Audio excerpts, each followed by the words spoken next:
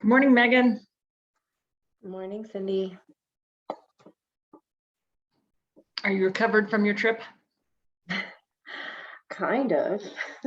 Yes, I am. It was incredible and challenging, and yeah, I'm adjusting back to the world of technology. Yeah, I bet.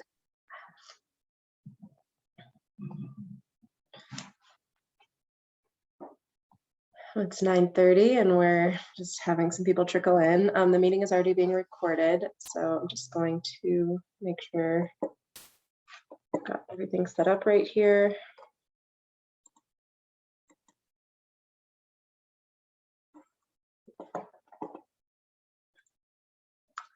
Good morning, everyone.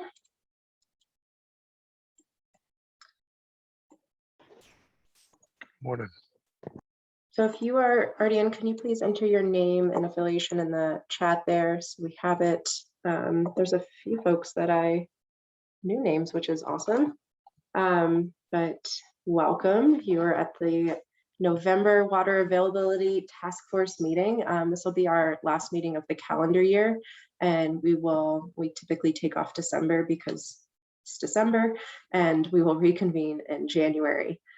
So we will have our standard updates from Colorado Climate Center and NRCS today, and then do the round table from our water providers and a few updates on the task forces before we wrap up. So there are, standard agenda. Also, we have the year in review, water year in review, that we'll get some numbers from our presenters today, and the drought or water availability task force update that comes out each month will come out mid-month this year to make sure that we have all those numbers set from NRCS. I had bumped up this meeting up a little earlier than normal because I have a drought task force meeting with directors next week. I wanted to make sure I had some of these numbers.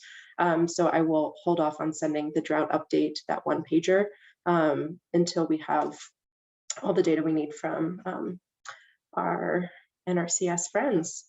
So let's see, I don't see Tracy on here. Oh yeah, you are. Hi, Tracy. Tracy, do you have anything this morning to share? I don't. Okay. Well, then we can probably get started. Becky, are you lined up? I am here and ready.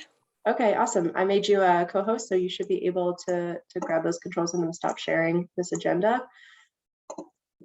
And we have 28 participants here, so we are all excited to hear what you've got today. Great. Just to verify that you're seeing the main slideshow. Yep, looks good. All righty, go ahead and get started. Thank you everybody who's on and joining. I am Becky Bollinger with the Colorado Climate Center at Colorado State University. And here at the Colorado Climate Center, we usually give a climate update at all of these water availability task force meetings. This one's a little bit different because not only are we looking at current climate, but we're kind of looking back at what happened over the last water year, which is October 1st through September 30th. So without further ado, I will go ahead and get started with that look back at water year 2021 right now. First off is from the NOAA, National Centers for Environmental Information, the statewide averaged precipitation for the water year. This is a time series that shows water year precipitation since 1895. And this water year ranked as the 36th driest on record for Colorado. Precipitation was statewide average, doesn't mean a lot, but it was 16.21 inches, which is 1.89 inches below that long-term average you see there. And there you see how our rank compares to the ranks of other states throughout the lower 48, where we had a lot of very dry ranks west of us and north of us. and a much wetter rankings to the east of us, and particularly in the southern part of the United States. A month-to-month breakdown is on the right side in that table, and we had a mix of drier with a couple of wetter, but more often than not, a little bit of that drier ranking. And most notable here to mention is that May 2021 was the 11th wettest May in that 127-year record. I actually think it is for May. And that was primarily thanks to all of the precipitation that we got on the eastern plains, and really mostly east of the Continental Divide for that month that drove that number. So water year precipitation, how did it look around the state? Well, east of the divide, things were a little bit of a mixed bag. We did have some wetter areas, a few isolated drier areas for the entire water year, but overall not too bad of a water year if you were east of the divide. As soon as you go west of the divide, it was much more consistently a drier time. The orange shading shows areas that were ranked in their bottom 10th percentile of dry water years. And that means if there were 100 water years, you're looking at only 10 of them would be drier and 90 of them would be wetter. So incredibly dry in many locations in Western Colorado. And then that maroon that you see there up in Northwest Colorado and Moffat County was a little area of record driest water year. Shifting over to temperature, our water year ranked as the 11th warmest on record for Colorado. Average temperature for the state was 46.7 degrees, which is 2.1 degrees above that long-term average. So here the black line shows a long-term average of 1901 to 2000. And you can see that pretty much since 1995, we have not dipped below that line. So you're seeing that warming trend happening across the state. And this year we had released our updated climate normals for 1991 to 2020. And I've been asked fairly often, why do we update the climate normals? Doesn't that kind of erase this idea of a warming climate? And the reason we do this is because you still need to isolate that variability. You just need to isolate the variability to a more recent representative climate. So we do know the climate is warming, but we update our climate normals every 10 years to show the most recent 30 years so that we can capture that variability. So this line is where we were at and what we were comparing to, which is the 1981 to 2010 normal, which came out a full degree higher than that long-term average of 1901 to 2000. And then the most recent update we did was the 1991 to 2020. And we have even a little bit more warming there. Now the average is 46.2. So even looking at this most recent water year, it was still warmer than our most recent updated normals. But you can see a little bit more of that variability captured once you update that number. Not something that we have to worry about as much on precipitation, although we do update those numbers as well. They just don't show a consistent trend like temperature does. So here's the statewide average temperature ranks across the lower 48. Most of the states ranked a little bit higher. You see really higher ranks in those western states and a little bit closer to that normal range in some of the southern states. Month-to-month breakdown on the right side, you see that we have a lot of warmer ranked months in the water year. We did have a cool February. Most notable on here was that September was the 3rd warmest September on record, and June was the 6th warmest June. So again, another very hot summer. Across the state, how did that temperature play out? Well, west of the divide, with the dryness, you get a lot of warmth. So that orange shading shows ranked in the top 10th percentile of warm water years. As you go east of the divide, we still had some warmer categories, particularly along the Front Range. But the further east you went, a little bit closer to normal range that got. And even in the Arkansas Valley, a little bit cooler when looking at the entire water year. This is a fun thing I like to do, looking at the extremes across the state. So who are the winners across the state for water year 2021? Well, the warmest temperatures experienced for the entire water year obviously happened in the summer, and it topped out at 108 degrees, which we recorded at 3 stations. Both Los Animas and Walsh recorded 108 degrees on June 24th, which is really where we most often expect to see the hottest temperature of the year. And we also had Fruita come in though at 108 degrees on July 10th. Our coldest temperature happened on one of the last days of the calendar year last year at Antero Reservoir with a -50 degrees, and they very often record some of the coldest temperatures in the state. In terms of precipitation, more recently in August, we had a wonderful event around Holyoke, almost 8 inches of moisture. Our coagmet station out there in a 1-day period recorded 7.87 inches. That was the winner for the state. And in terms of snow, that great blizzard that we had in March dumped 28.5 inches in Bellevue. That was a CocoRa's report that we got, and that's just west of Fort Collins there. So these are how many daily records were broken in water year 2021. Daily records being broken is something that happens every year. And you're just talking about, your one station, if it had a hotter temperature recorded on, X day that was hotter than any, that counts as a daily record broken. So how many of those daily records were broken across the state of our thousands of stations?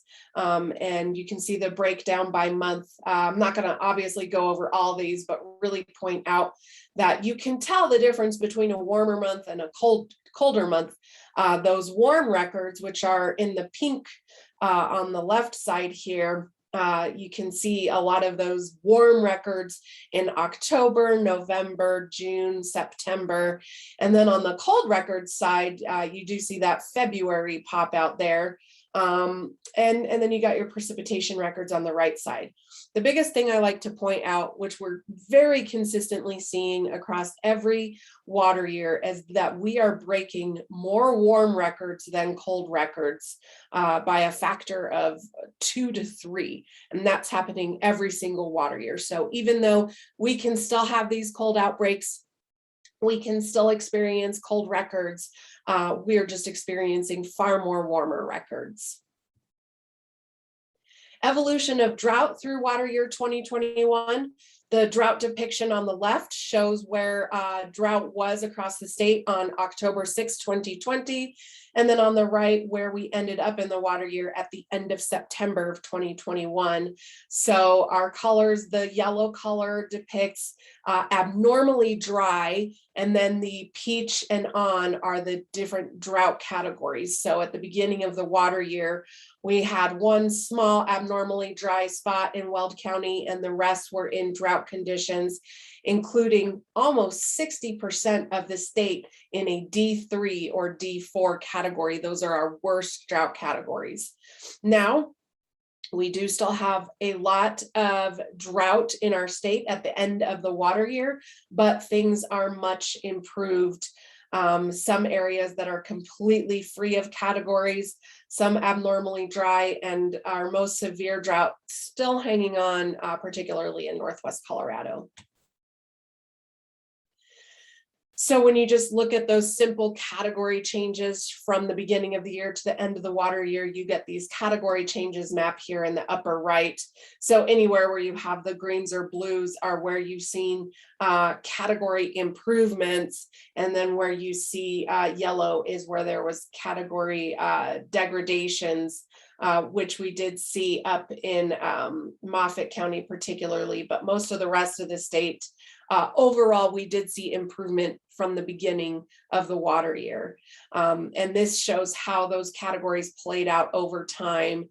So we had most of our state in that really bad drought at the beginning of the water year and extending through the winter. And as we hit spring in the Eastern Plains, started seeing all that moisture, that's when we started seeing that improvement, which was really isolated to Eastern Colorado.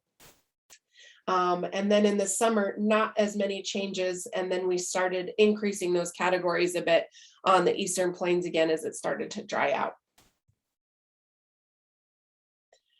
We have in our water year summary some significant events, and I'm not going to go over them now. I just have a few pictures here to show you that in our water year summary, which you can access on your own, we talk about some of our significant events like the Pi Day blizzard, which heavily impacted most of the Front Range on March 14th, which is why we called it Pi Day. We had that significant cold outbreak, which really hit the central United States pretty hard, but also impacted the eastern half of our state. Number of 90-degree days. Again, we had a really hot summer, many 90-degree days to report. And we also go over some of the flooding that occurred, particularly over the burn scars during this summer and the monsoon season. So you can check out that summary for yourself. At the end of the shortened summary is a link to an extended summary for those of you who geek out on climate and weather data and really want to dig in and see everything. Just visit our website here for the brief summary. At the end of that is a link to the extended summary. And after the presentation, I'll include links in the chat box as well. All right, let's go on to water year 22, where we are now. Mostly just October. So I'll mostly just be focusing on what we've seen in October so far. It's a little bit too early to have the statewide ranks from NOAA. So unfortunately, I won't have those, but I can get those for the later document on the update that Megan puts together. So this is how mean temperature, average temperatures have looked across the state for October as a departure from average. So Eastern Colorado, those pinks and reds show that we had a warmer than average October for most of Eastern Colorado. And then west of Colorado, we saw some cooler than average temperatures for October. Precipitation across the state for October compared to normal, anywhere where you have the yellows, oranges, and reds were below average precipitation for the month. The reds are less than 25% of average precipitation for the month. So we have been seeing some of that dryness on the short term along the Front Range and Eastern Plains. And then where there are greens we're looking at above average precipitation. And so across areas of Western Colorado, we have seen some above average precipitation for October. So this is looking at the standardized precipitation index, which takes the precipitation for a time period and does some magic to show how anomalous it is from a normal range. So everywhere where you see those warm colors, yellows, oranges, reds, you're looking at how anomalously dry the precipitation was for that time period. And then the cooler colors are how anomalously wet we are for that time period. So this is looking at the 30-day time period, very short term. What are we seeing? And similar to what you saw on those October maps, we see that particularly along the Front Range, we're seeing those dry SPIs. And then as you go into Western Colorado, seeing some of those wetter SPIs. The dry ones are color coded to the drought monitor depictions. So where you see those kind of peach colors, that's a D1 equivalent, which we're seeing pretty much across the board for the Eastern Plains on that very short-term time scale.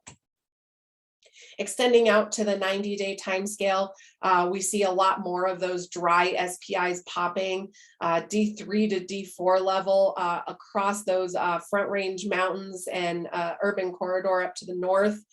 We have D4 level SPIs in the San Luis Valley and D3, D4 across the Sangre de Cristo Mountains, wet mountains over there, and some more dry SPIs on the Eastern Plains.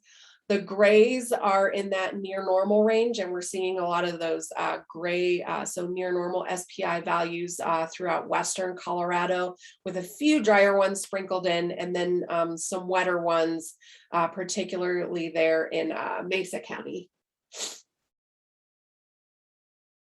Extending out to the 6-month, that severe dryness disappears. We've got a lot more of that near normal range across the state, with a little bit of drier ones in the northern part of the state and some wetter ones in Western Colorado and Southern Colorado. This is looking at the calendar year, so extending back to January 1st, you start to see that dryness pop out across the northern mountains and into northwest Colorado. Some isolated wet spots, isolated dry spots, but closer to average for a lot of locations. And this is where we really start to see that very long-term hydrologic stress that our state is experiencing right now. This is extending out to the 24-month, so 2 years SPI, and across all of Western Colorado, you really see those very, very dry SPIs. So even though we've had some more recent moisture, in terms of the long-term hydrologic situation, we still have a lot of stress going on right now.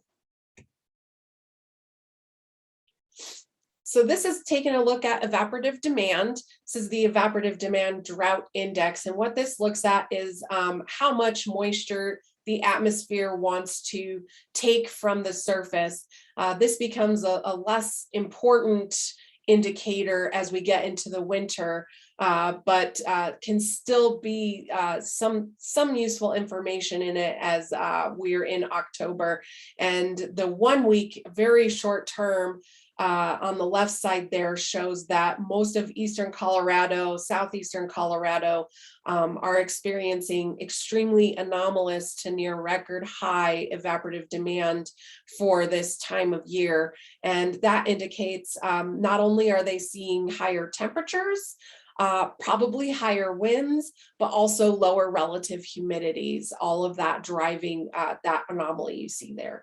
And on the right side is looking at those same categories, but for the last 2 months, so a little bit longer term.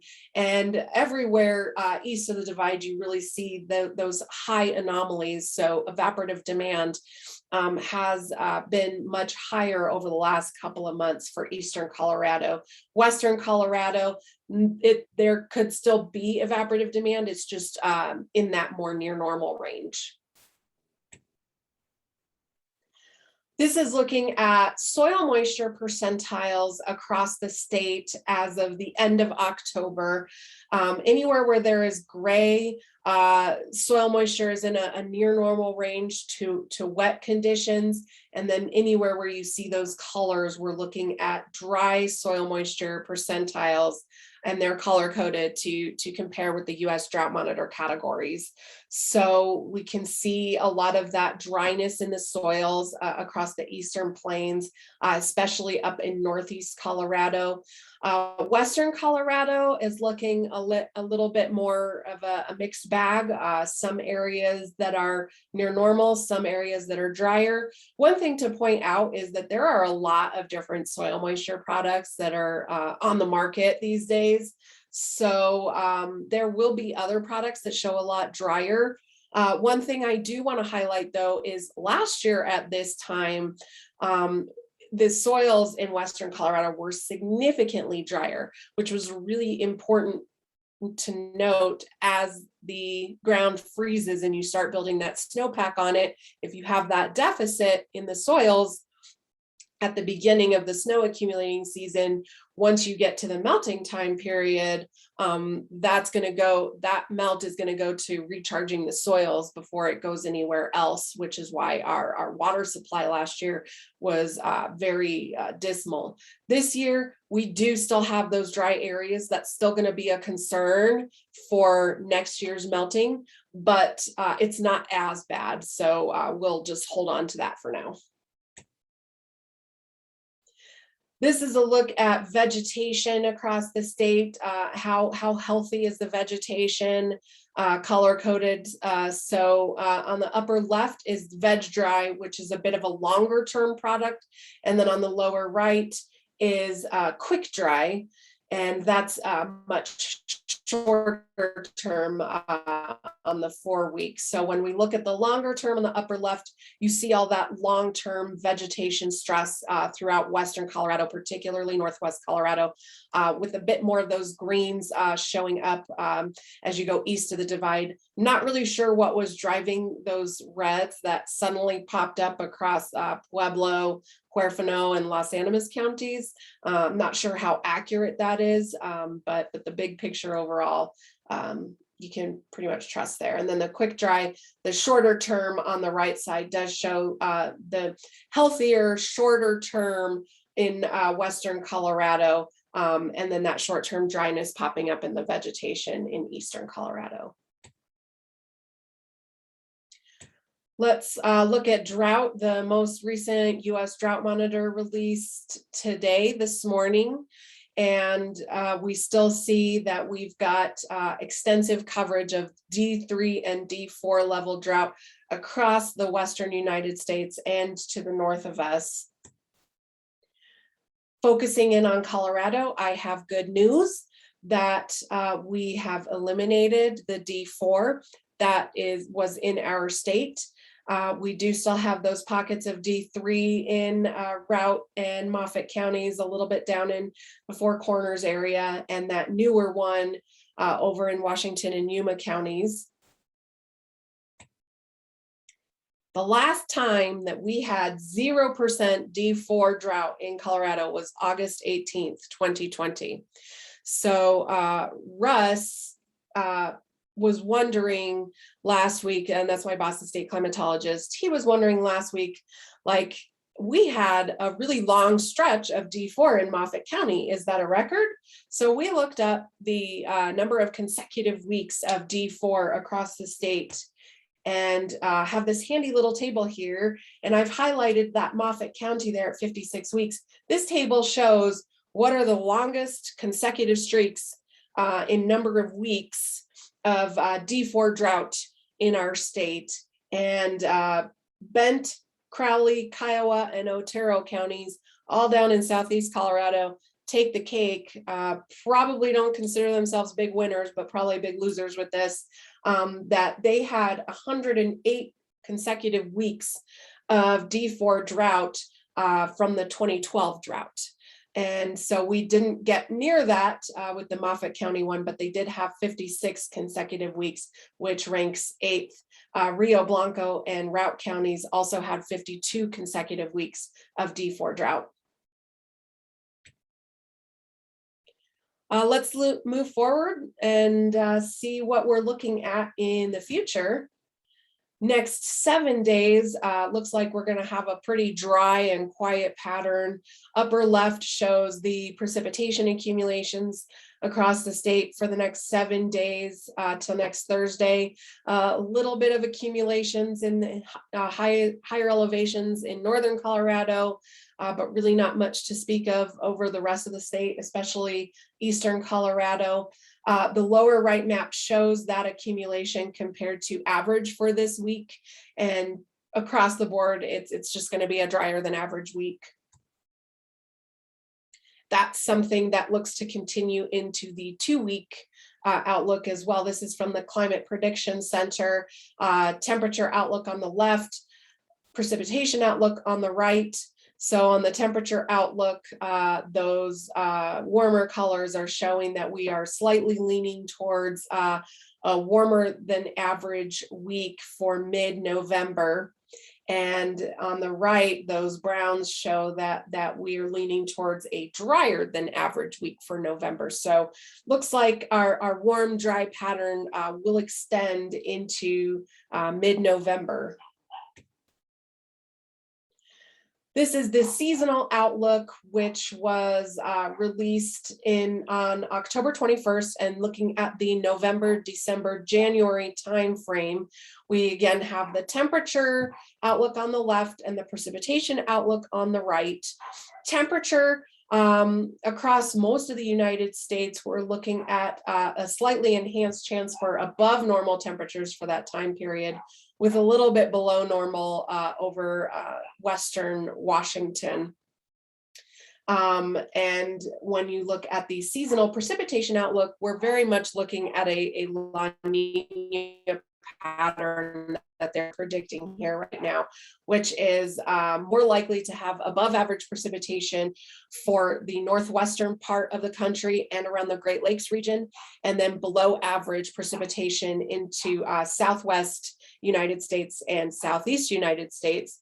How this plays out over Colorado, it's never a perfect relationship, but it does give us a little bit of an indication that if we have drier than average, that would more likely happen in the southern portion of the state. And if we had wetter than average, that would more likely creep into the northern part of the state. But as you see on the Climate Prediction Center outlook here, they're really just calling for equal chances across Colorado. So I gave you that hint on that La Nina forecast. This is the ENSO forecast from Climate, and the blue is for La Nina. So on the left, we're looking at those bars of what is most likely throughout the next few months. And the blue bars are showing that it's a very high probability that the La Nina will be around for all of our winter months and going into the spring months. And then you see those gray bars coming up and getting a bit higher in the spring months, that March, April, May, June, July time period. So we're in a La Nina advisory right now, and that's very likely to stay with us. And then a return to neutral conditions is more likely as we are more into spring and entering into summer. And the models for that prediction are on the right side there, showing what those ocean temperature anomalies are doing. And if you're in that -0.5 degree to -1 degree anomaly, that is a La Nina, but more of a weak La Nina that we're looking at. So I've showed this before, but it's also always helpful as a reminder is what does La Nina mean for our winter? And this is looking at a composite of snowfall over the winter for North America, or at least United States and Canada. And what they've done is in this example, they've taken all of the weak La Ninas and looked at what the difference in snowfall patterns is. So where you have the blue, you get a little bit more than average snowfall for the winter, and where you've got those browns is less than average snowfall. And again, this isn't a guarantee, but a reminder that if anything, this could help our northern mountains with a slightly leaning wetter pattern for those northern mountains. Not as good news for the Four Corners region or southern Colorado or the Eastern Plains. And I've shown this before, but I always like to show it as a good reminder, is our climate risks product that is released from the NOAA in Boulder division. And this is for the December, January, February time period. What is the risk of a warm or cold extreme on the left? And what is the risk of a wet or dry extreme on the right? during the La Nina. So on the left side, you can see that most of the southern United States have an increased risk of warm extremes during the winter, and that extends a little bit into Colorado. On the right side, the increased risk for wet extremes shows up in Northwest United States and to the north of us, and does extend a little bit down into northern Colorado. And then the increased risk for dry extremes shows up over the southern states, and you could assume that that may also extend a little bit into southern Colorado. Shifting gears, I wanted to share this new dashboard that I've been working on. I've called it a ski dashboard, so you can go to our website, climate.colostate.edu/ski dashboard, and you can look at, similar to our drought dashboard, the ski dashboard just focuses a little bit more on cold weather things. So when you go to this main page, you will see recent snowfall maps showing 24-hour snowfall accumulations, 48-hour and 72-hour accumulations, and then some more information there. And if you click on the link for the Outlook, which I've circled there, it will take you to Snowfall Outlooks. And I was going to show the most current one, but it is super boring for Colorado. So I'm going to show you an older one so that you can see how these products work and how you might find them useful. So a reminder, this is not our current forecast. This is an old forecast from October 10th, but just to show you what these look like. And Russ developed these, and they update every 12 hours. So quite a nice product, but this shows the 72-hour snowfall forecast over the region. And so you can see in this example, where we have blues are areas that were forecasted to get more than 4 inches of snowfall. And this is what's called the median forecast. So they take the entire ensemble of forecasts, and this is looking at the exact middle of all those forecasts put together into one bucket. This is the middle ground. But maybe you want to know that full range of uncertainty. So also included is the low end forecast. So quick switch over here, there's the median forecast. This would be the low end amount, which I would say is you are 90% likelihood you will get at least this amount of snow or higher. And then on the other end is the high end forecast. So you're not likely to get this. It's most likely going to be below this, but this is on that high end. And so you can kind of get that full range of probability as you look at these different forecasts. And something that I think will be very useful as we have oncoming storms coming through. I know that if you go to weather.gov/BOU for our Boulder weather forecast office, they also have similar products, particularly when snowfall is expected in Colorado. But this is a great way to know and prepare for what is the range of probabilistic snow that will fall over the next 72 hours. I didn't do a summary slide. I think I forgot it, but just a reminder that we still have some drought remaining. We've got short-term drought popping up on the Eastern Plains. Our mild conditions are looking to continue over the next couple of weeks. So you can expect that we might see more deteriorating drought conditions, particularly in Eastern and Southern Colorado. And we've got that La Nina. And so we will hope that La Nina brings a little bit of a wetter pattern to our northern mountains, but let's not have it play out over the Four Corners region of the San Juan Mountains, because we're still not completely out of drought conditions around the state. And that's all I have for you.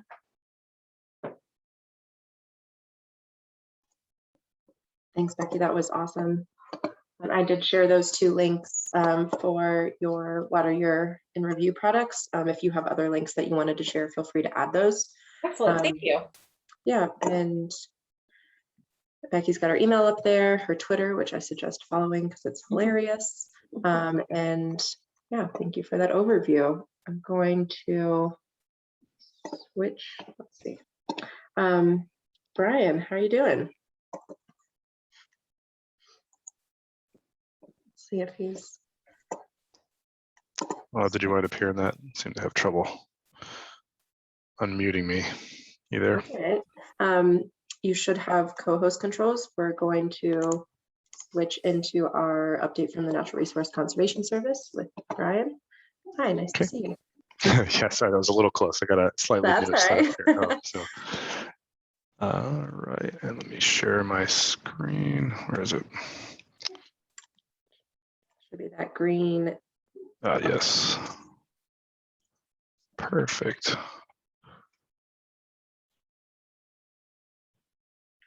Oh, I'm gonna have to share the other screen, it looks like.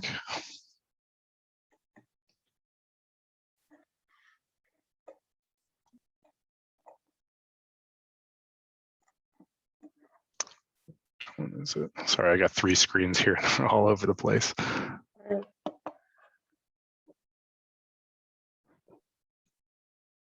like your headset too. With an eye, one of those.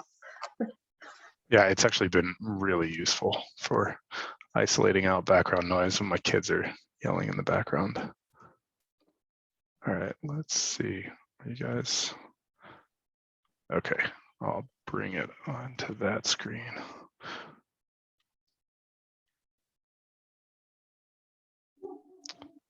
I see that PowerPoint working mode right now. Oh yeah, okay, so you guys actually see the presenter screen, not the actual. We see it. Your screen is just not on slideshow yet. Mm-hmm.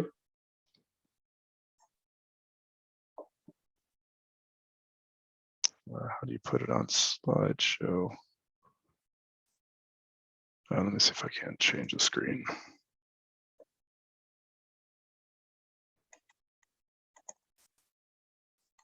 There we go. One of my screens is way bigger than the other, and I think it may give you trouble, but did that change the screen at all? There we go. Yep. Okay. Can you guys see that okay? Or is it a bit hard to see? It looks fine. Okay, great. All right. Well, good morning, everybody. It's been a while since I've been here. Carl's been doing a great job of providing the presentations while I've been taking care of some other things. Let's see. Looks like it's not progressing. Okay. Perfect. All right, there we go. Sorry for the delay.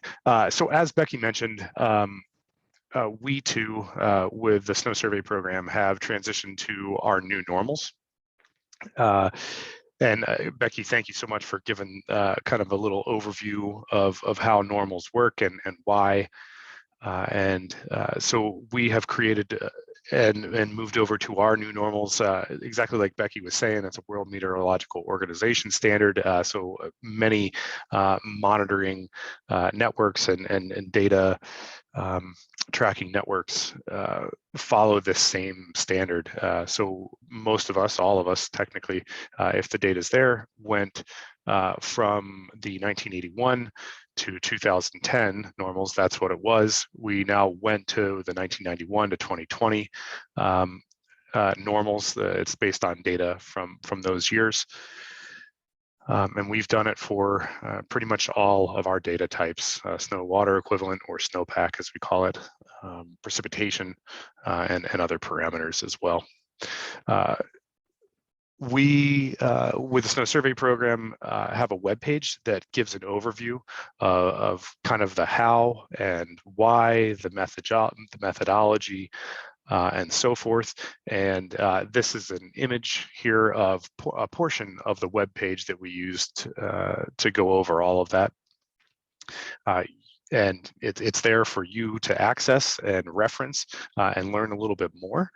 Moreover, just like Becky had pointed out in her graph, how there was the straight temperature line and the period of record normal was, say, down here, and then the previous 81 to 2010 normal was here, and then the most recent normal was up here. We also have that comparison, and we have it here in the normals explanation webpage, and then we also have it for all of our sites. So you can actually see it for all of our sites. You can see it for all of our basins to see what that change is.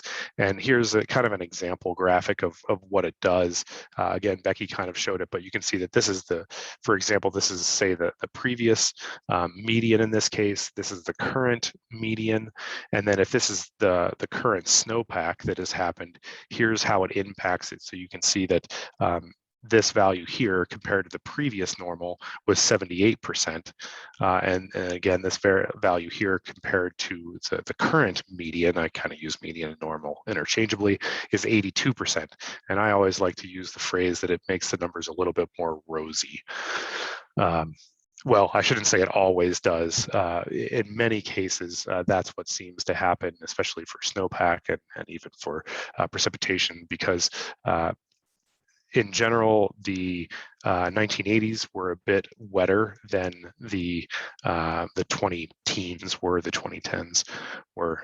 So that's what makes the numbers a little bit more rosy. But if you have a site of interest or a basin of interest and you want to see how that was affected, just feel free to go to our normals page or reach out to us, and I can give you the link. And you can go to that and look deeper into that. Okay, moving on to a few other noteworthy things. You're going to notice that the presentation here today is quite different. IT has forced us to go to, we're having to change servers, and that's changing websites, and it's causing issues. We actually no longer have an FTP site where we store most of the graphics that you have traditionally seen from maps and graphs. We're having to move away from those because we can't host those anymore. We don't have the capability. So we're going to start transitioning to our IMAP and our basin charts, or AWS plots as we call them. And you'll see me reference a lot of those here today in this presentation. There is still the possibility of calling up some of those other graphics, the previous graphics. They are unfortunately going to be much more difficult to produce and rely on, and they will more than likely not be available on our web pages in 1 to 3 months. We're not exactly sure when those servers are going to be decommissioned, but it will probably be abrupt. And we are working right now on trying to replace those products, but it's taking a fair amount of work because we have an operational data collection network to manage as well, and then create some replacement products. So it's going to take some time. Forgive us if some of the products are not replaced in a timely fashion, but we're going to do our best. Okay, let's go into a recap of the 2021 water year.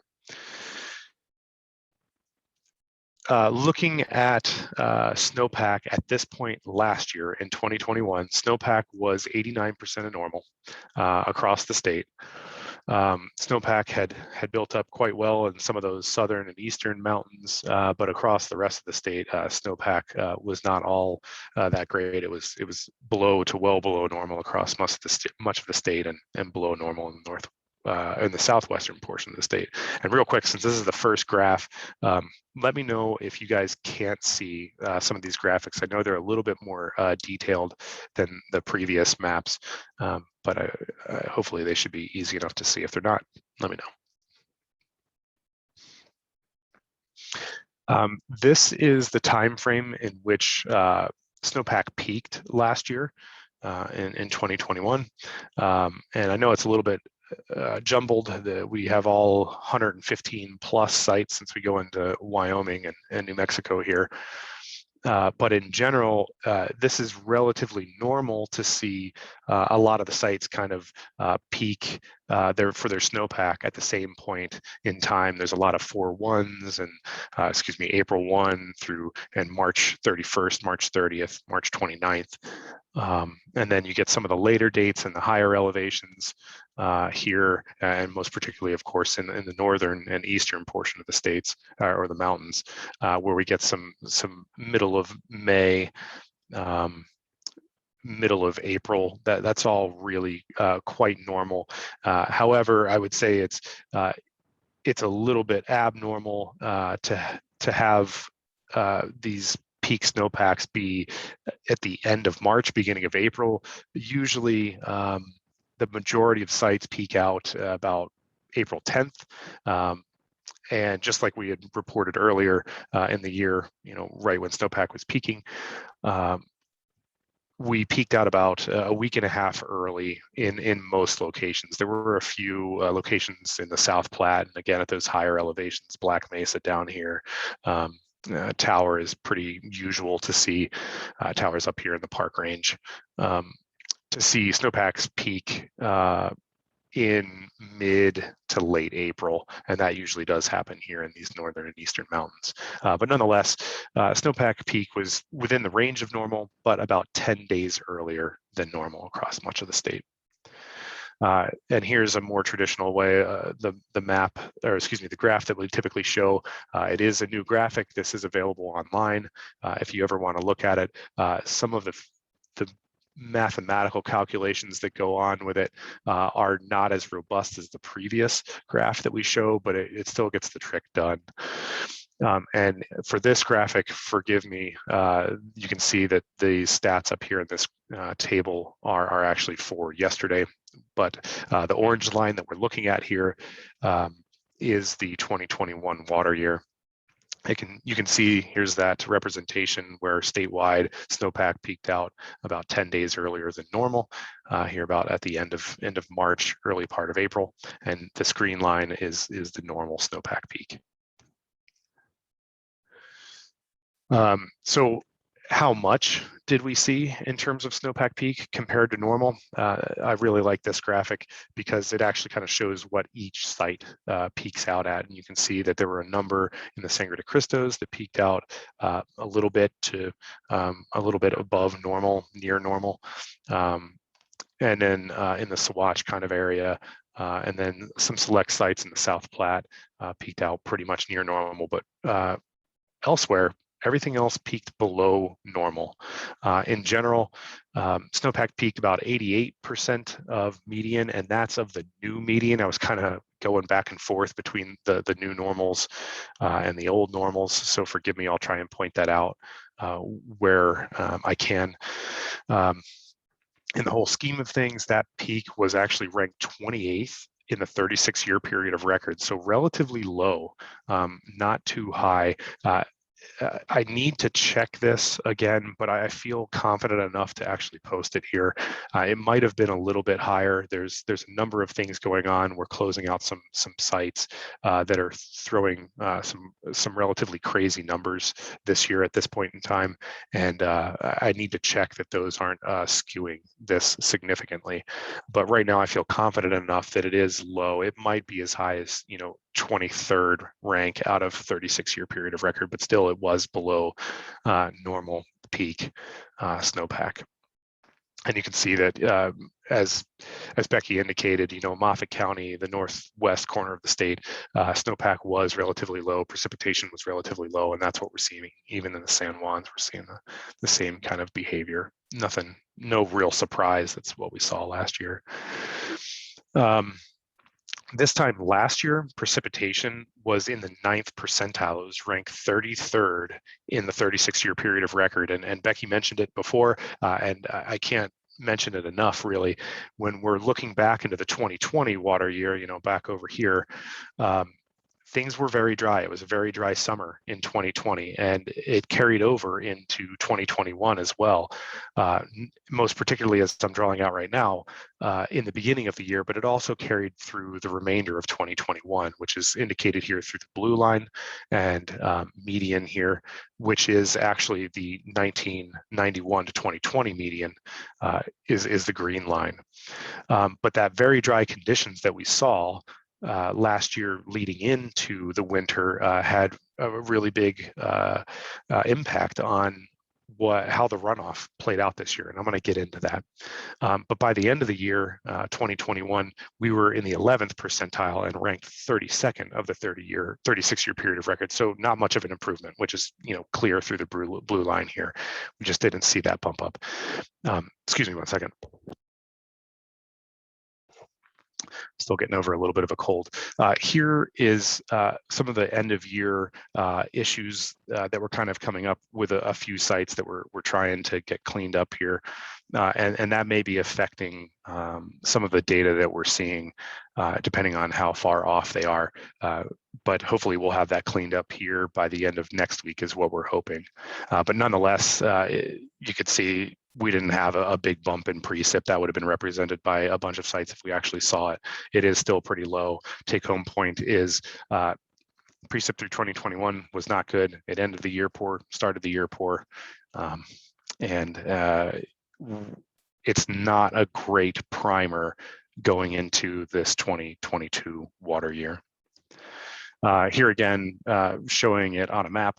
Statewide precip at the end of the year was about 83% of median, and again it ranked about 32nd in the 36-year period of record, which is 5th worst according to all the SNOTEL sites.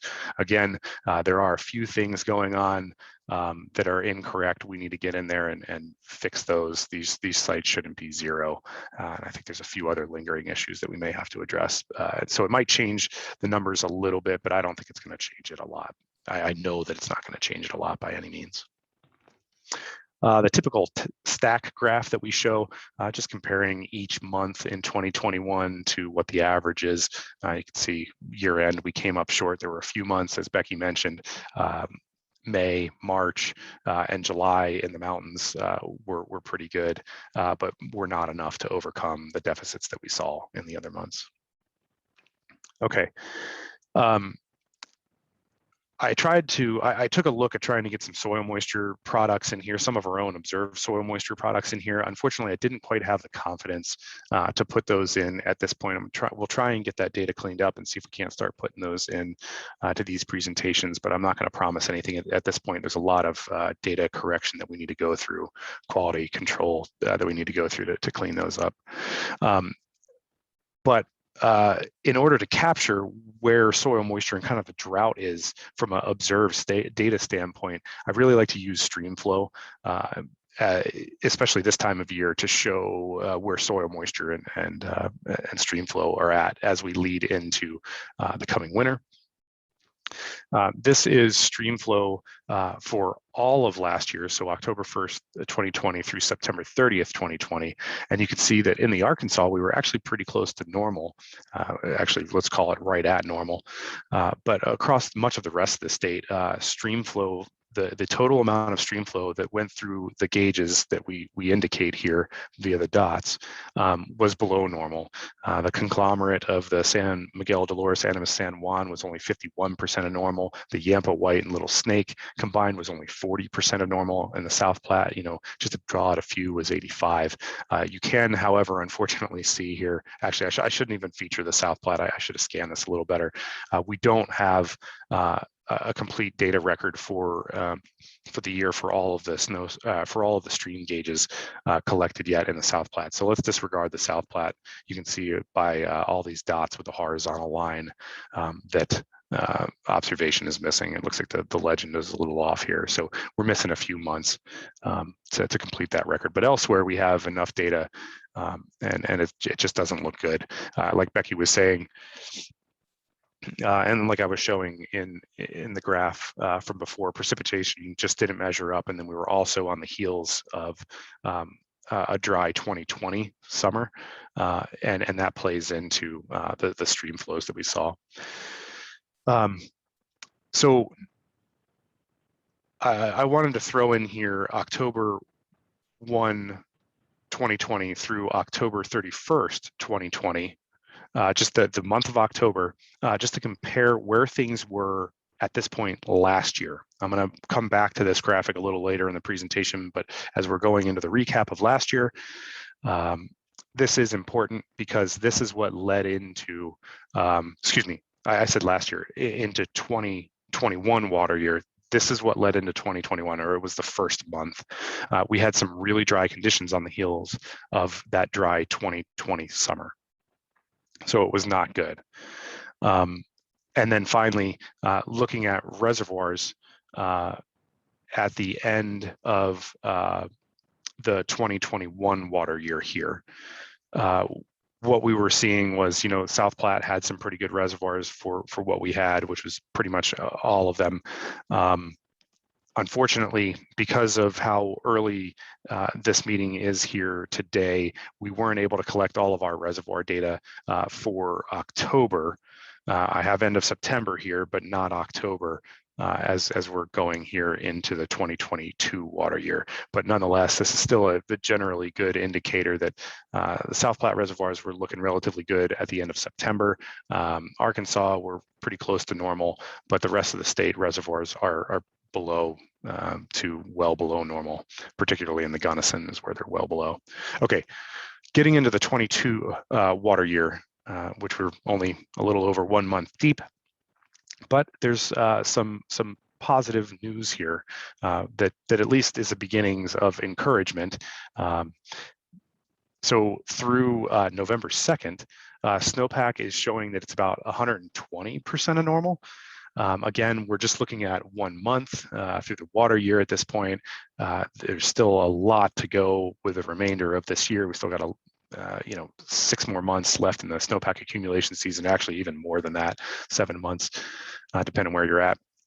But where it's really needed, where it's been highlighted, it's been really dry. And, we've had a portion of Moffat County be, I think it was, Becky said, 56 months or 56 weeks, excuse me, not months, in the D4 area.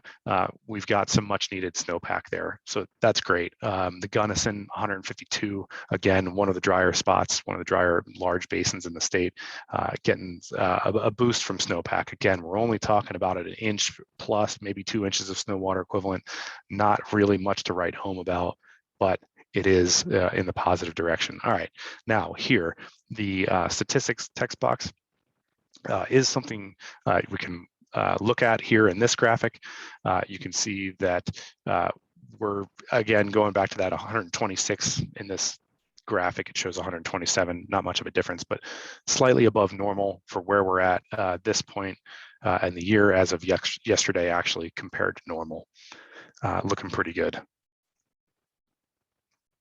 Precipitation statewide, as of, I went back to October 31st, there were some data discrepancies in here that were kind of throwing me that I wasn't very comfortable with, so I actually stepped back to October 31st for this map.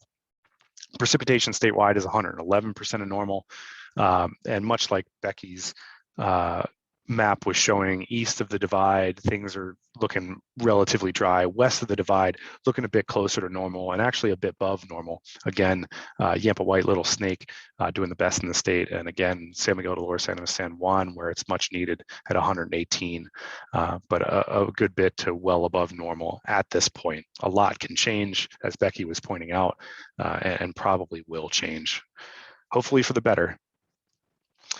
But currently right now, precipitation is in the 74th percentile and ranked 8th in the 36-year period of record. We'll take it. That's great. It's a good thing to build upon. Remember, at this point in the year last year, we were down here. So if things do dry out a little bit, at least we've got this buffer. But hopefully things do continue to improve or stay at least normal. Here I'm going back to stream flows. As an indicator here, this is October 1 of 2020. This is not October 1, 2021.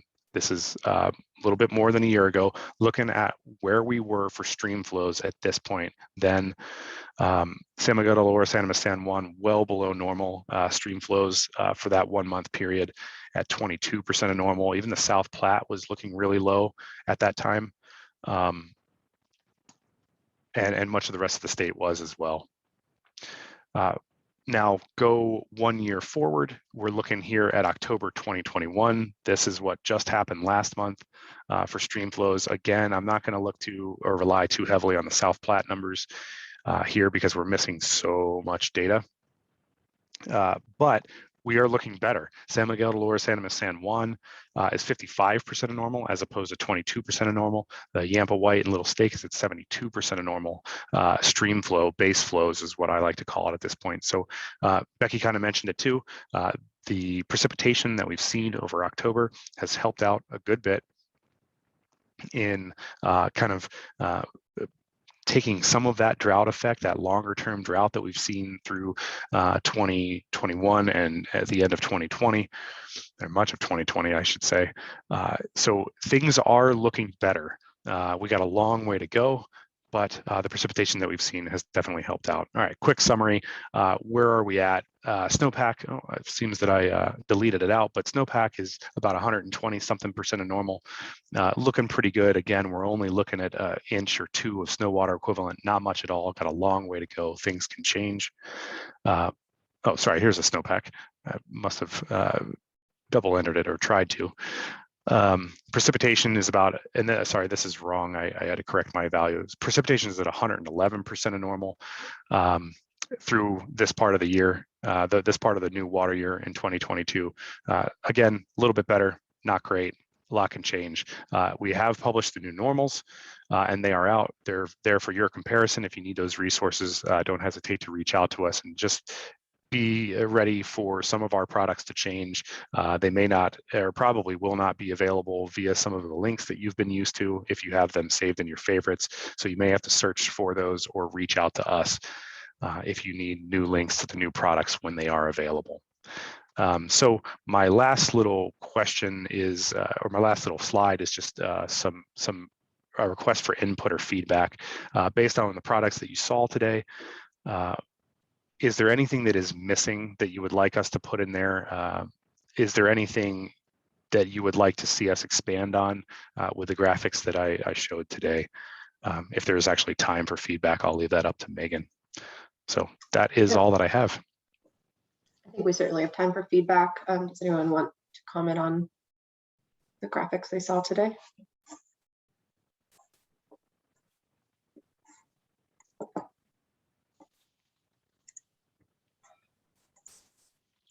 I think there were a few slides where things were pretty small for me. I moved the Zoom to like my largest screen, which was helpful to expand that out. But there were a few where you had your like blue background with the image on the left, and that made it feel like really crunched on my screen. But I also don't know, going to those links that font is much larger than it is on a screen grab. So yeah, if you actually go to the links and actually use the interactive map is where I generated all those maps from. You can zoom in, you can click on all the links for data and resources. So that is an option. Of course, still want to be able to present the data and information in the presentation such that it can be seen. So okay, I'll try to do a little bit better job in making those more visible. Thanks, Megan. And then Andrew said that he enjoyed looking at the 2-year snowpack, paint the current picture. Longer time scales to get a better idea of where we're at. Awesome, appreciate it. Any other comments before we move on for Brian or questions?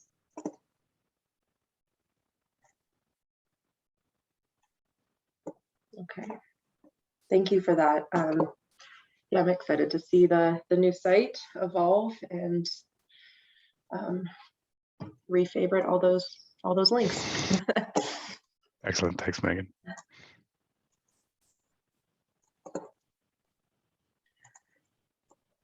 Okay, so we will move into the water provider update portion of this meeting. And let's see if I get my list here of who's on the call.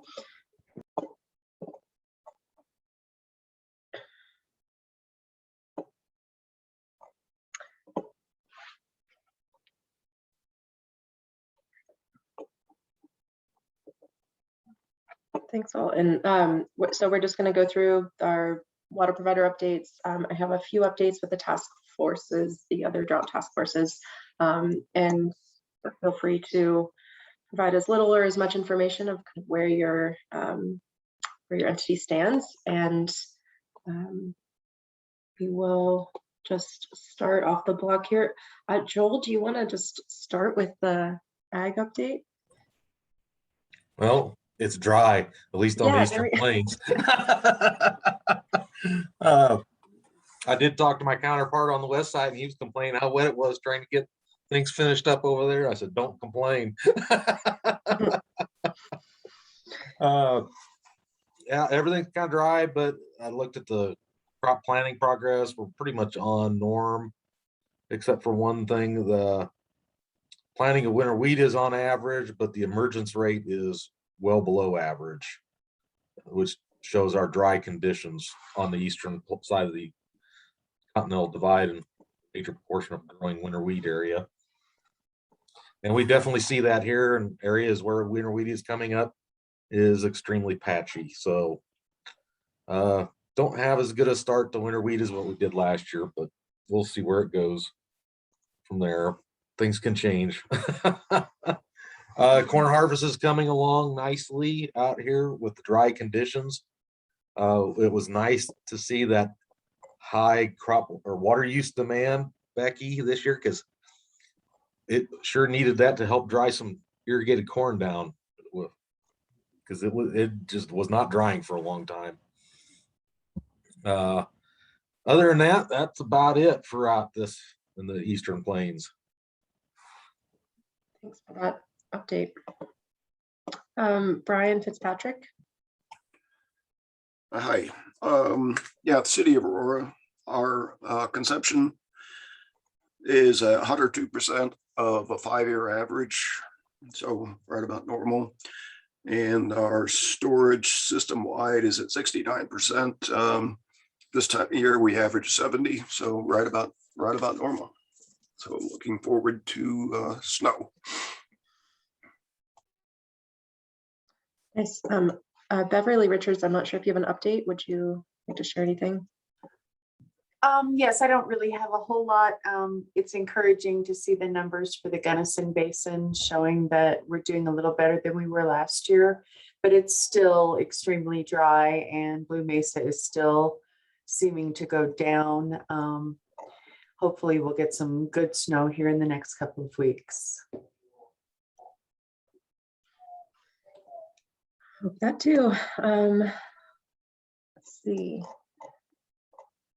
There's Andy Pineda. I'm not sure actually who you're with.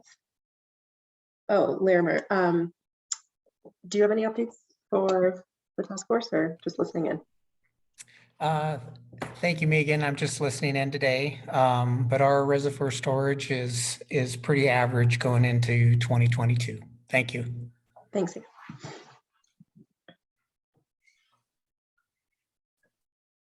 All right, Jason with Denver Water. Yeah, hi Megan. Hi everybody. Hey. So Denver Water is just like everyone else. We're at average. There's a couple of nuances there. So our reservoirs are at 85% full, and our historical median this time of year is 85% full. But we actually have drained one of our reservoirs for some construction we're doing. So Ralston Reservoir is drained down to 0. And so that affects those numbers a bit. And then this doesn't include Williams Fork, which is an exchange reservoir, which went lower this year due to exchanges that we had to do on the Colorado River. So again, that number is about average, but there are some nuances. One thing I want to chat about too is demand.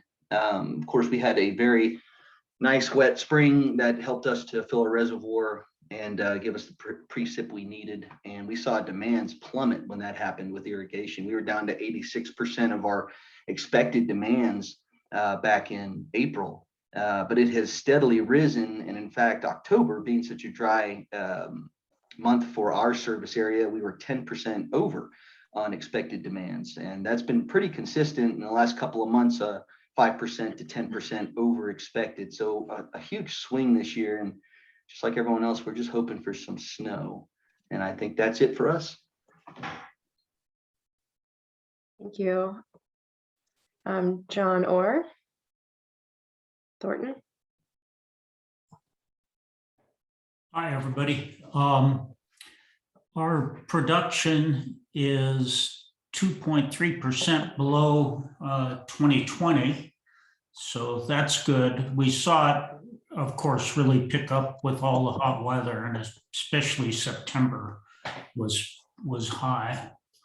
Current storage is 82.7% of capacity, which is down a little bit. We've drawn down one of our reservoirs for a construction project over the winter. So we need snow so we can refill in the spring. And that's my report. Thanks, John. Let's see, what about, I see two people from Colorado Springs, Justin or Kalsum. Do either of you want to provide an update? Justin here. Hi. We've got total system storage currently at 74% of capacity. This is about 1% less than average for this time of year. And water consumption is down 5.7% less than last year at this time.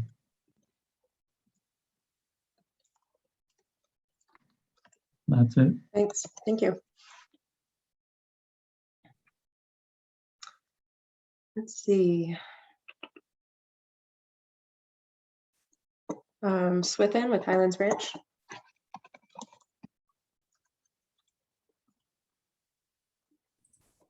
Trying to get unmuted here. Can you hear me? Sure can. All righty.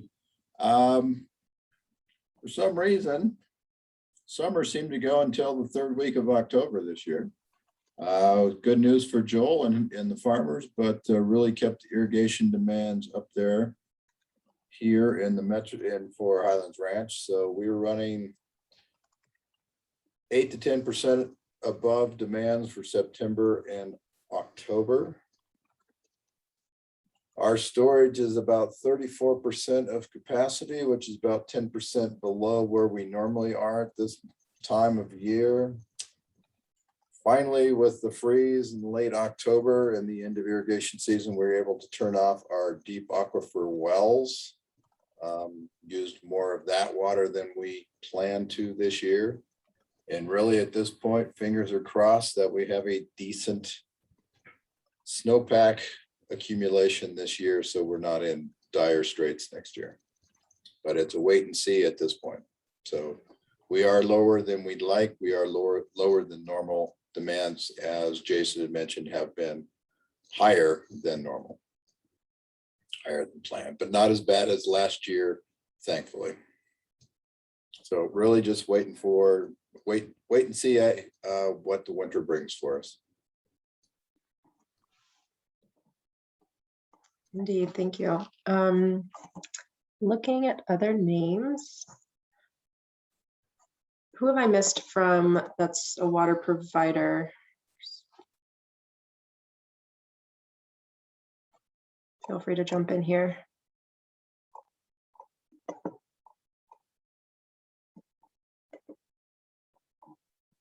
No one? Okay, I might see if our other stakeholders here on the call, whether it's, I don't know, trustee from National Weather Service or others have any updates for the task force?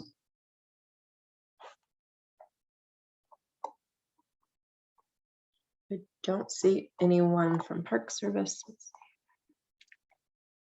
I'm just gonna open, Mike, feel free to unmute yourself if you have any particular updates from your world.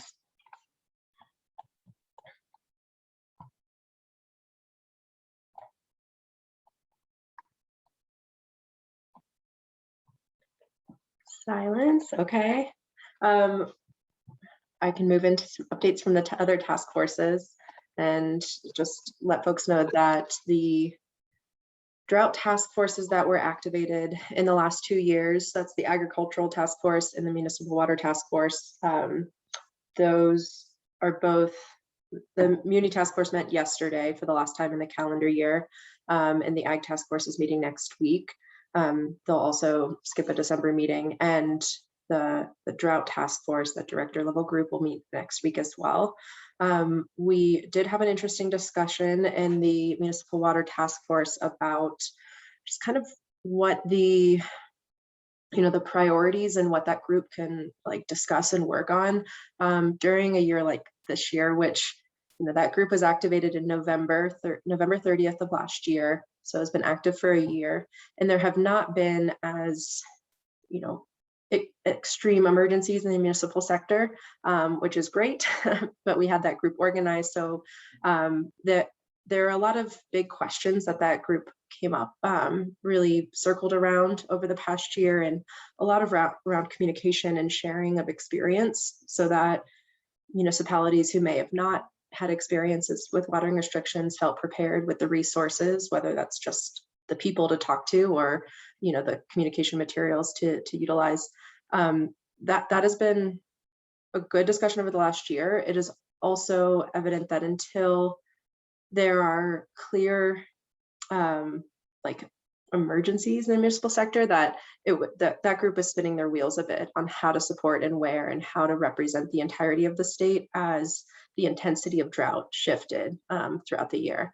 So we were discussing pausing that group until late winter, excuse me, early spring, where we would have a better idea of what next year's drought conditions might look like, to reactivate or reconvene rather, and reevaluate who's representing that particular task force, the municipal one, because it's hard, we know, to get smaller providers in the conversation of how can we support you, because they just don't have the time or people. So that was really a big takeaway from the municipal water task force, and we will provide a summary overview of what that group discussed. I will share that with the water availability listserv once that is finished, and just make sure folks have access to what was discussed and what were the findings there.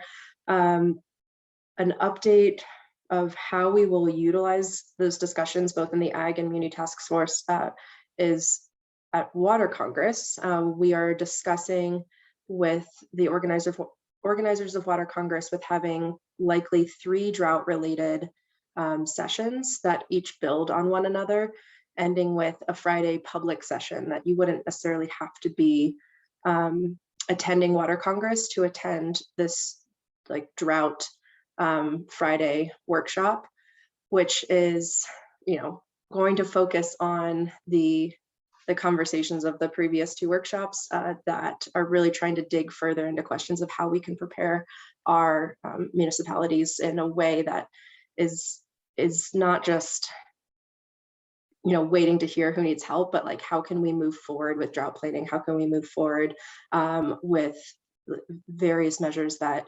any community can take before they're in a dire situation? So I'm excited to see where that goes. We're working on the agenda for that, and it's still developing, but I will certainly share those workshops, the dates and times with this listserv as well, likely end of December when that's a little more clear.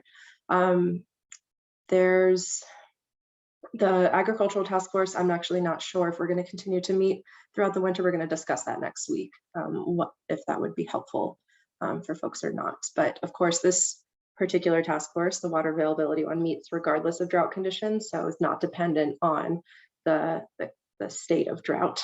So we will meet again in January and have a better idea of all of that snow we're going to be accumulating between now and then that we can report on. So I'm going to see if Tracy or any other state employees have updates of their own. Otherwise, maybe Cindy, do you have things in your world? You've got exciting things happening at CDA.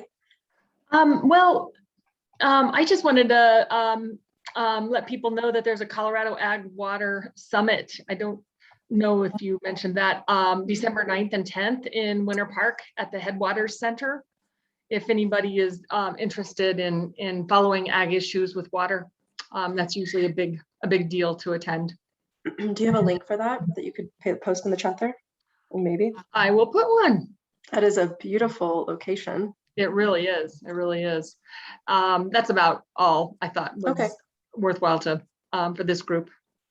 Have you hired the new position yet? Um, Or are you still working on that? So the position that Megan is referring to is the Agricultural Drought and Climate Resilience Office policy advisor, and we have narrowed it down to about 4 people for a final interview. And the commissioner is going to be reviewing those people, talking to them, and hopefully making a decision in the next week. So it's getting close.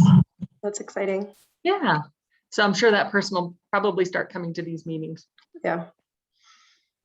Okay. Let's see, Kevin Houck, anyone else? Just gonna Nothing call to out add from names. me. Thank you, though. Thanks, Tracy. Yeah, nothing for me either. Okay.